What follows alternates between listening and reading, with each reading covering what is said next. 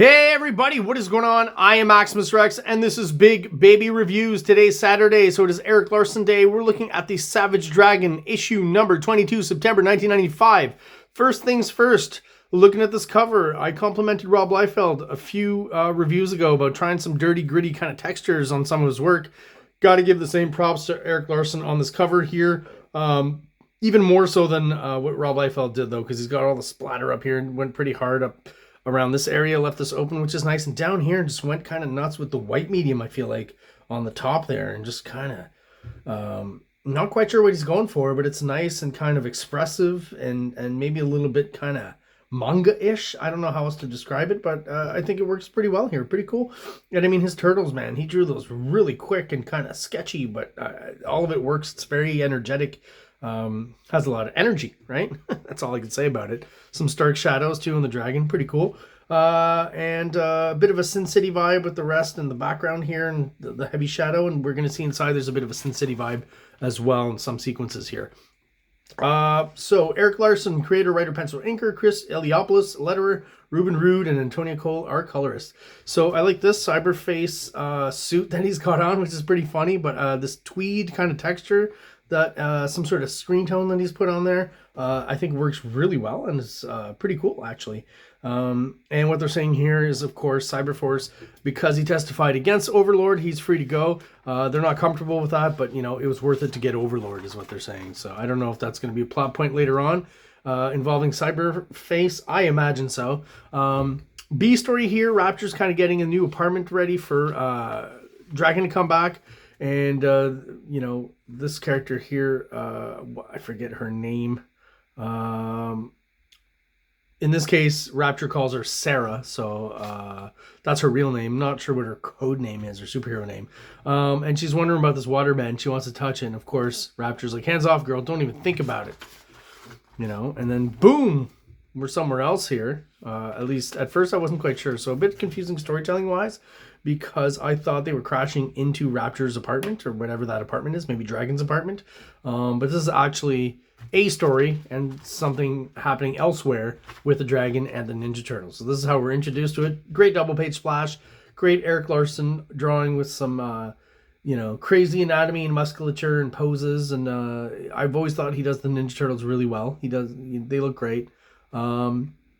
And he captures both the energy and the kind of comedic tone of the Turtles, which I think works a lot in the Savage Dragon series. The fact that they've crossed over already early on in the series, issue 2 if I'm not mistaken, now they're back again. It's kind of fun, right? Think that they're in the same universe. Yeah, I think the Turtles as co-stars, you know, every once in a while in the Dragon series work really well. So this character, as they describe it, so Complete Carnage, that's his name, absorbs the force of man-made objects to give himself strength.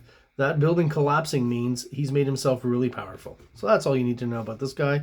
Crazy Eric Larson, Kirby-inspired foreshortening. I love when he does this stuff. He just, like, he's a master of it.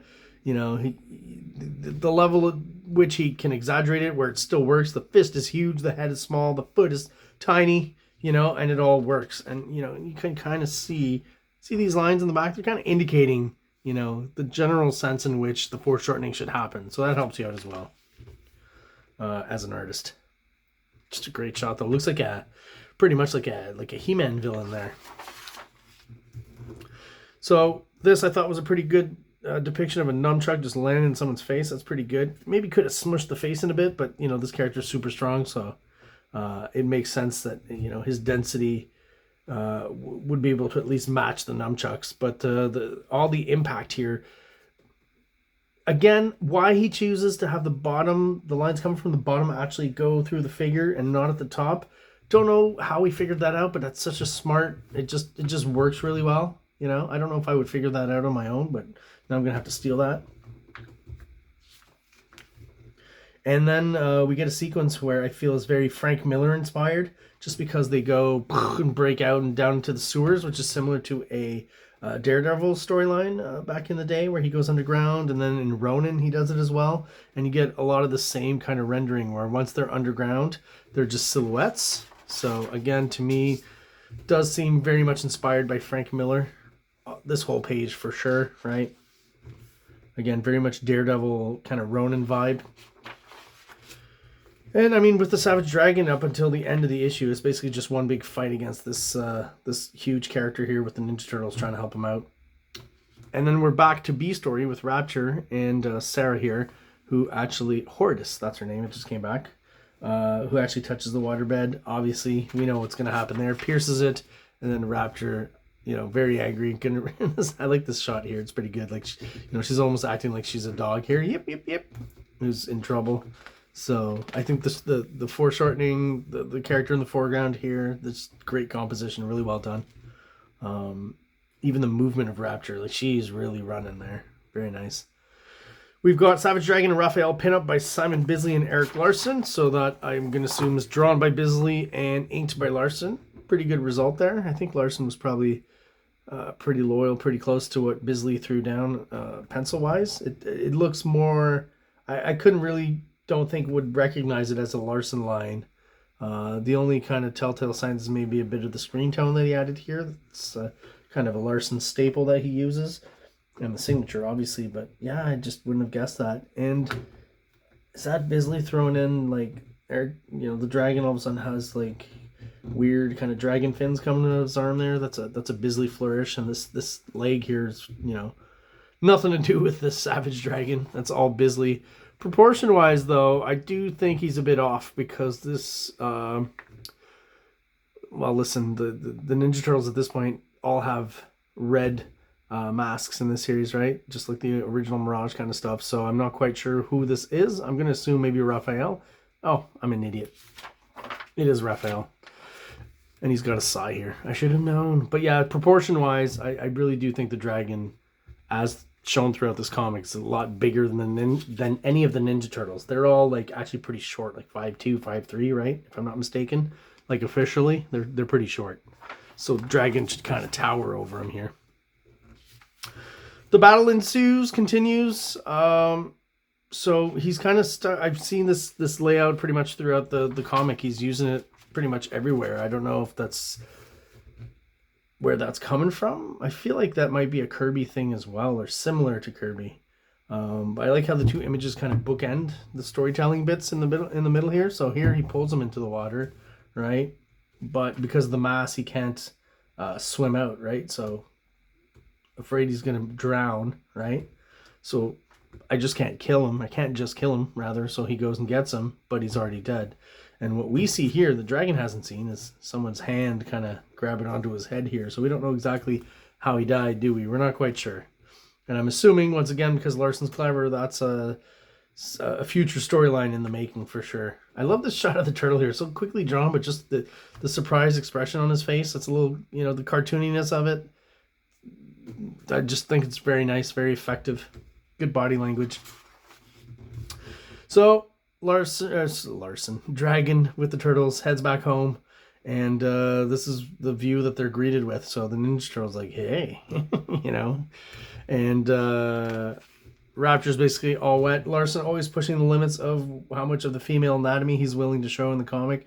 You know, he's definitely down for a little bit of titillation. And does that here in Savage Dragon. Here's a good example. Turtles leave, and you know, Rapture basically explains that she wanted this to be kind of special in the bed and all that but you know, it's kind of been ruined. So she's like, how about you just go stay with Frank again, just one more night, stay with Frank. He's like, ah, crap. And of course, because it's Dragon, he's the hard luck hero, right? Always bad stuff happening to him. This lady's back. Is it the Fiend? Is that the name? I don't remember. I keep forgetting. I love the design though. The big chunky lady with the kind of gross zombie-like cellulite. And yeah, so she just jumps right on him with all her weight. Ram and crack, snap, damn. So she's just, you know, beating the crap out of him, breaking his bones. And basically she explains here her motivation again, if you don't know who the character is. She's the mother of Savage Dragon's way ex-girlfriend who was shot while being with him in the apartment. My little girl's in heaven now, but you won't be joining her, not ever if I can help it. I'll see that you burn for all eternity in the deepest depths of hell. But until that time, I'm going to make your life a living hell. Much has been made of your healing abilities, how you recovered from the last ass-kicking I gave you. Well, this time there won't be any doctors on hand to make sure that your bones are all lined up properly. So she's just broken him down. You can see from the arm here, and it ain't gonna be pretty, that's for sure. So she throws him down this chimney here in some sort of chemical plant, I gotta assume, you know, so not a good thing, I would think, to be thrown into there. And it finishes with her flying away. I love my job. So I'm not quite sure what we're gonna see of Dragon next issue, you know. I guess it was addressed, you know, as things, when you're creating a series and it's ongoing.